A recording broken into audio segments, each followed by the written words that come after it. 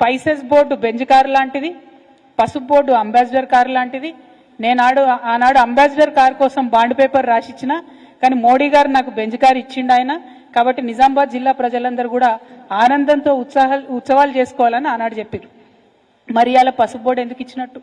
ఒకవేళ already Benz car ఉంటే మళ్ళీ అంబాసిడర్ కారు ఎందుకు ఇచ్చినట్టు? అంటే ఈ వైరుధ్యం ఏంది?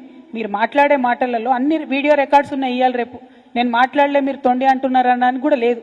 ఆయన ట్విట్టర్లోనే, ఆయన ఫేస్బుక్లోనే మొత్తం అన్ని వీడియోస్ కూడా ఉన్నాయి.